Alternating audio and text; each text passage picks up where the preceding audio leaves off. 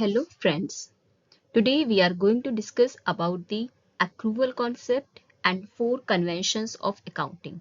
Four conventions of accounting are: first one, convention of conservatism; second, convention of consistency; third, convention of full disclosure; and fourth, convention of materiality. First, we will discuss about the accrual concept. There are total 9 concepts. Eighth concept we had already discussed in our last video. So today we will discuss about the accrual concept only. What is accrual concept? See, accrual concept says that revenues will be recorded only when they are earned, only when they are realized, not when they are received. Similarly, expenses are recorded only when they are incurred, not when they are paid. For example, मैं कहीं किसी organisation में job कर रही हूँ, ठीक है, तो आपने इस मंथ की सैलरी अर्न कर ली। अर्न मतलब आपको रिसीव नहीं हुई, रिसीव आपको वो आफ्टर 1 मंथ भी हो सकती है, बट आपने अभी मार्च की सैलरी अर्न कर ली, तो आप उसको रिकॉर्ड कर लेंगे अपने बुक्स में। Although it can be received after a month और 2 मंथ, बट रियलाइज्ड और आपने उसको रिवेन्यू को उसको इनकम को अर्न कर लिया, so we will record it in our book. Similarly expenses, अगर आपने कहीं किसी चीज में एक्सपेंसेस क्रिएट कर दिए, आपके एक्सपेंसेस हो गए हैं, होल्दो आपके पास अमाउंट नहीं था या आप उनको अभी पे नहीं कर पा रहे हैं, बाद में पे करेंगे, बट एक्सपेंसेस तो आपके इनकर्ड हो गए हैं ना, सो वो एक्सपेंसेस आप बुक्स में रिकॉर्ड करेंगे, वो एक्सपेंसेस आप बुक में लिखेंगे। ये आपका एक्रूवल कॉन्सेप्ट का कहना है कि रिवेन्यूज को आप तब रिकॉर्ड कर लें जब वो अर्न हो जाए, चाहे वो आपको रिसीव हुए या नहीं हुए। सिमिलरली एक्सपेंसेस को आप तब रिकॉर्ड कर लें जब वो इनकर्ड हो जाए, जब वो क्रिएट हो जाए, चाहे आपने वो पे किए हैं या नहीं किए। इस कॉन्सेप्ट को हम समझते हैं एग्जाम्पल की हेल्प से। Mister X started business of trading in pens.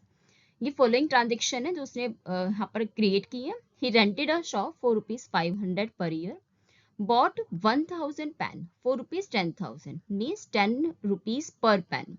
He bought furniture for his shop ₹15,000 and the useful life of the furniture is 15 years. He sold 800 pens. Out of 1000 pens, he sold 800 pens at the rate of 15 rupees per pen. Then he paid insurance for stock ₹1,500 for 3 years, and he also received the advance of ₹5,000 from Mr. Y for sale of pen. Pen not sold yet. अब इसकी हम देखते हैं accounting में कैसे हम इसको show करेंगे। फॉर अ लेमैन, अगर हम एक नॉर्मल पर्सन की बात करें जिसको अकाउंटिंग की नॉलेज नहीं है, हम प्रॉफिट कैसे कैलकुलेट करते हैं? Income minus expenses will be your profit और लॉस। ठीक है, देखते हैं हमारे को कितनी इनकम हुई। फॉर अ नॉर्मल पर्सन, अगर हम देखें यहाँ पे तो हमारे को सेल हुई है कितने की? 800 पेन्स की सेल हुई है, and from the sale of 800 pen at the rate of 15 rupees per pen हमने कितना अर्न किया? 12,000। एडवांस रिसीव हुआ था आपको 5,000 रुपीज का, so total income will be 17,000। Expenses पे अगर हम आते हैं अभी, तो एक्सपेंसेस आपने क्या क्या किए हैं? रेंट पे किया है आपने 500 रुपीज का, परचेसेस आपने की थी 1000 पेन्स की, 10,000 रुपीज यहाँ पर आपने पेन को परचेज करने में एक्सपेंस किए। फर्नीचर आपने परचेज किया था 1500 रुपीज का, फर्नीचर परचेज किया था आपने। देन आपने इंश्योरेंस यहाँ पर परचेज किया है, इंश्योरेंस है आपका 1500 रुपीज का। टोटल आपका अमाउंट हो गया है यहाँ पे 27,000 का, आपका टोटल एक्सपेंसेस हो गए। अब आप माइनस करेंगे इनकम माइनस एक्सपेंसेस, तो आप यहाँ पर देख सकते हैं आपको लॉस हुआ है एक नॉर्मल लेमैन के अकॉर्डिंग, एक नॉर्मल पर्सन के अकॉर्डिंग यहाँ पर आपको लॉस हुआ है। फॉर अ लर्नड अकाउंटेंट, अगर हम एक एक्सपीरियंस पर्सन की बात करें जिसको अकाउंटेंट की नॉलेज है, जो मैचिंग कॉन्सेप्ट और एक्रूअल कॉन्सेप्ट को अप्लाई करके कैलकुलेट करेगा, उसके अकॉर्डिंग देखते हैं। फर्स्ट ऑफ ऑल सेल हुई है हमारे पास 800 पेन की at the rate of 15 rupees per pen, sale आपकी वही 12,000 की हुई है, बट एडवांस ऑफ ₹5,000 हम यहाँ रिकॉर्ड नहीं करेंगे। क्यों नहीं रिकॉर्ड करेंगे? क्योंकि अभी तक हमने उन 5,000 की सेल क्रिएट नहीं की है, अभी आपने वो पैसा अर्न नहीं किया है, एक्रू नहीं किया है, और जब आपने उसको अर्न नहीं किया तो हम उसे यहाँ पे कंसीडर नहीं करेंगे। तो अगर हम यहाँ पर देखें तो हमारे पास इनकम कितनी हुई है? टोटल 12,000 की। एक्सपेंसेस देखते हैं। एक्सपेंसेस आपके रेंट के लिए आपने पे करा है 500 रुपीज। परचेसेस, परचेसेस जो यहाँ पर दी है वो 1000 पेन की दी थी, 1000 पेन्स की according to 10 rupees per pen. But जब हमने यहाँ सेल 800 पेन की ली है, तो क्या मैचिंग कॉन्सेप्ट के अकॉर्डिंग हमें परचेज भी 800 पेन्स की नहीं लेनी? ठीक है ना। तो मैचिंग कॉन्सेप्ट ये कहता है कि अगर आप सेल 800 पेन्स की ले रहे हैं तो परचेज भी तो 800 पेन्स की ही देखेंगे ना। और 800 पेन्स की purchase eight the rate of 10 rupees कितनी हुई आपकी? 8000 की। तो सिमिलरली आप इसको इस तरीके से भी देख सकते हैं कि परचेज हमने 1000 पेन की करी थी बट सेल 800 की करी है, तो हमारे पास अभी स्टॉक बचा हुआ है 200 पेन्स का। ठीक है, तो अगर आप 1000 पेन से eight the rate of 10 rupees 10,000 की माइनस करेंगे स्टॉक 200 का eight the rate of 10 rupees, तो आपके पास बचेगा परचेजेस 8000 की। इंश्योरेंस यहाँ पर आपने पे कराए 1500 रुपीज, बट इंश्योरेंस जो आपने यहाँ पर पे करा है दैट इज फॉर 3 ईयर्स।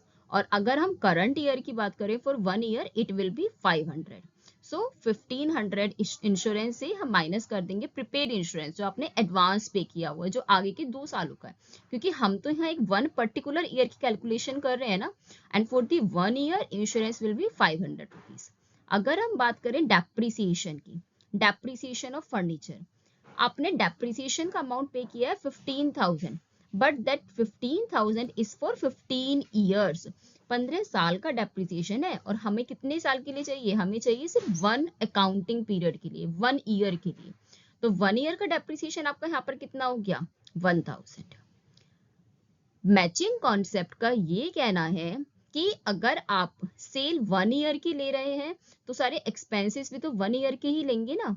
और एक्रूवल कॉन्सेप्ट का ये कहना है कि आप एक्सपेंसेस को तब लिखेंगे जब वो एक्रू हो जाएंगे, जब वो क्रिएट हो गए, इनकर्ड हो गए हैं। आपने फर्नीचर पे डेप्रिसिएशन 1000 सिर्फ 1 साल का हुआ है, अभी अभी आगे आने वाले सालों का डेप्रिसिएशन नहीं लगा है। इंश्योरेंस अभी आपने सिर्फ 1 साल का पे किया है, अभी आगे आने वाले सालों का इंश्योरेंस हमने पे नहीं किया है। तो एक्सपेंसेस को हम तब एक्सपेंस मानेंगे जब वो इनकर्ड हो गए हैं, आप उनको तब लिखेंगे। तो यहाँ पर जो हमने एक्सपेंसेस लिए हैं वो सिर्फ करंट ईयर के लिए। तो टोटल एक्सपेंसेस मेरे यहाँ पे कैलकुलेट होके बन रहे हैं 10,000। तो अगर हम एक लर्न अकाउंटेंट के पॉइंट ऑफ व्यू से देखें तो आपका प्रॉफिट आ रहा है यहाँ पे income minus expenses that is 2000 rupees. तो देखिए कितना डिफरेंस है। अगर एक नॉर्मल पर्सन की बात करें, अगर हम लेमैन की बात करें, तो अकॉर्डिंग टू अ लेमैन हम यहाँ पर 10,000 के लॉस में है, क्योंकि इसको अभी यहाँ पर अक्रूवल कॉन्सेप्ट, मैचिंग कॉन्सेप्ट की नॉलेज नहीं है। बट अगर हम एक लर्न अकाउंटेंट के पॉइंट ऑफ व्यू से बात करें तो हमारे पास 2000 का प्रॉफिट है जो हमने प्रॉपर सारे कॉन्सेप्ट्स को अप्लाई करके कैलकुलेट किया है। Is that clear? Let's move to next slide.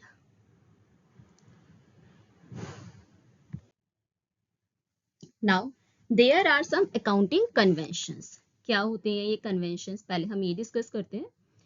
Conventions refers to common practices which are universally followed in recording and presenting accounting information of the business entity. Conventions denote customs or traditions which are in use since long. Conventions को follow करना ऐसे कोई हमारे ऊपर bound नहीं है, legally compulsory नहीं है, बट कन्वेंशंस हम जनरली फॉलो करते हैं क्योंकि आप जितना भी वर्किंग प्रोसेस है वो सिमिलर लगे। Customs and traditions generally advice किए जाते हैं कि आपको इनको वर्क प्रोसेस को स्मूथ बनाने के लिए यूज करना चाहिए। क्लियर है? क्या होते हैं conventions? First convention is conservatism. This convention is based on the principle that anticipate no profit but provide for all possible losses. ये कन्वेंशन का एक बहुत इजी वे है प्लेइंग सेफ। मतलब जितने भी फ्यूचर में होने वाले प्रॉफिट हैं उनको तो आप प्रॉफिट नहीं मानेंगे जब तक कि वो आपको मिल ना जाए। बट अगर आपको फ्यूचर में ये लगता है कोई पॉसिबल लॉसेस है या कोई लगता है कि सिचुएशन ऐसी क्रिएट हो सकती है जहां पर मुझे लॉस मिल सकता है, आप उस लॉस को लॉस मान के चलेंगे और उसके लिए रेडी होकर चलेंगे।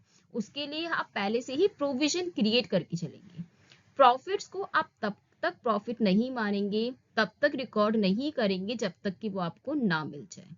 बट अगर आपको ऐसा लगता है कि फ्यूचर में लॉस होने वाला है तो उसके लिए आप रेडी होकर चलेंगे। इसको हम समझते हैं एग्जाम्पल की हेल्प से।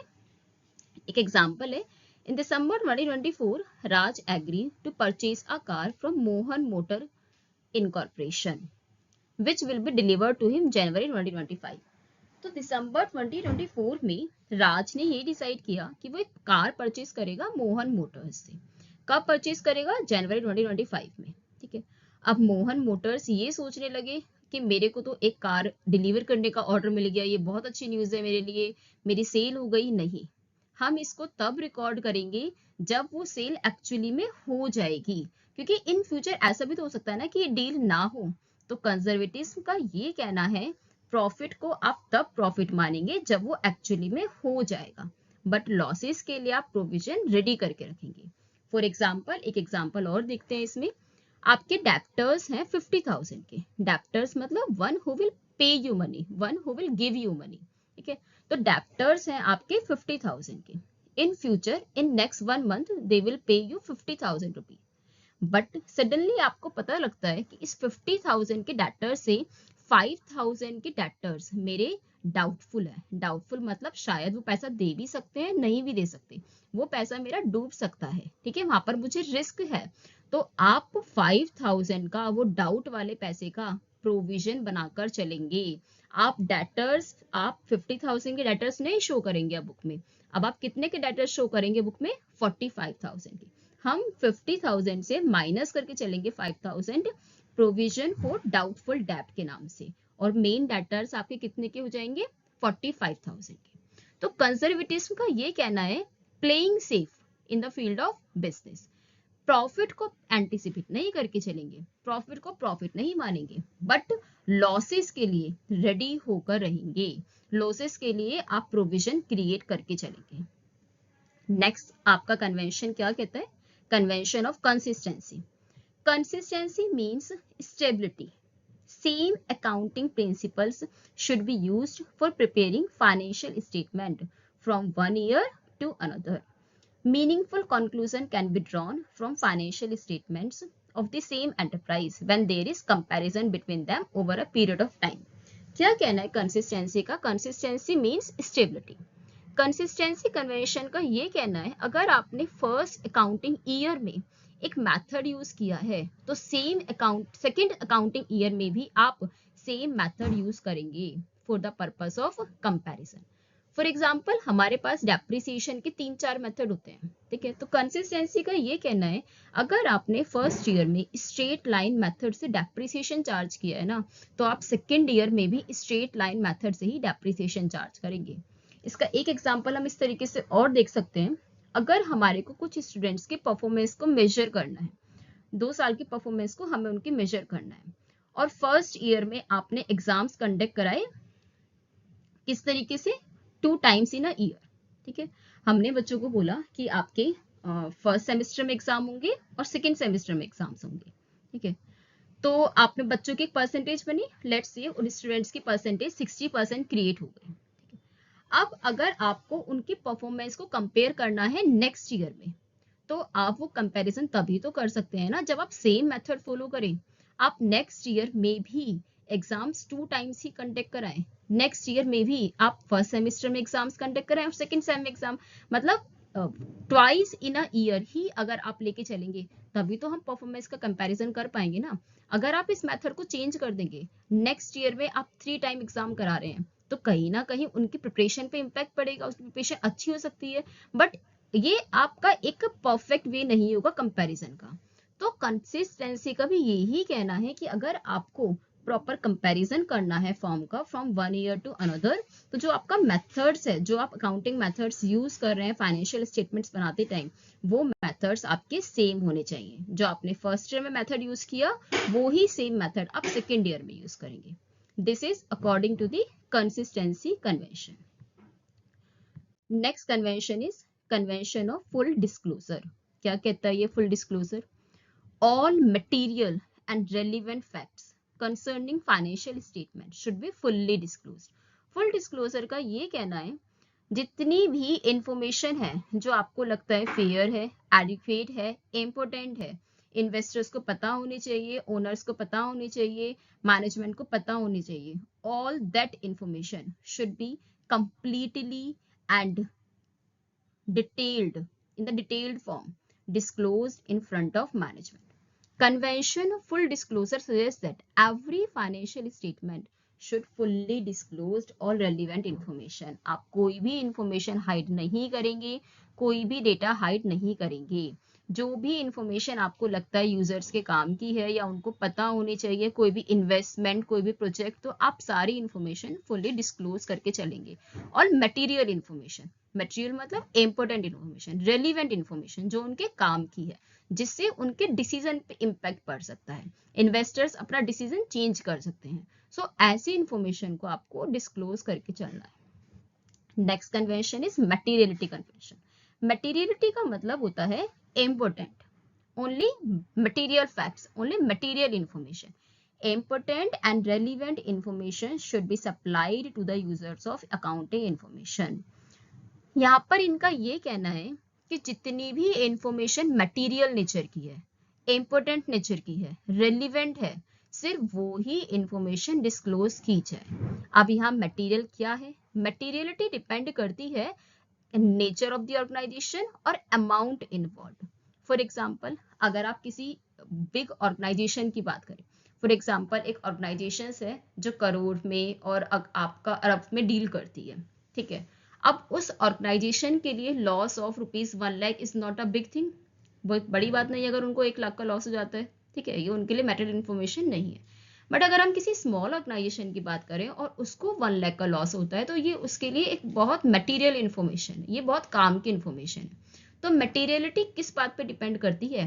कितना पैसा इन्वॉल्व है और किस टाइप की ऑर्गेनाइजेशन है. तो कन्वेंशन ऑफ मटेरियलिटी ये कहता है जितनी भी मटेरियल इन्फॉर्मेशन है, इंपॉर्टेंट इन्फॉर्मेशन है, रेलिवेंट इन्फॉर्मेशन है, वो आपको डिस्क्लोज करनी है.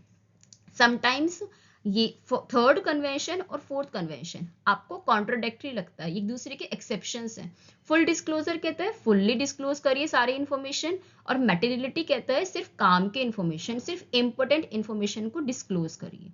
मटेरियलिटी का ये भी कहना है कि अगर आप करोड़ में डील कर रहे हैं तो आप पैसे की कैलकुलेशंस को, रुपीज की कैलकुलेशन को इग्नोर कर सकते हैं.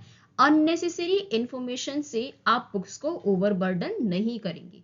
मटेरियल का मतलब है कि जितनी भी इम्पोर्टेंट इंफॉर्मेशन है वो आप सप्लाई करेंगे, वो आप यूजर्स को बताएंगे जो उनके काम की है. Clear? If you have any doubt you can ask in the comment section. Thank you.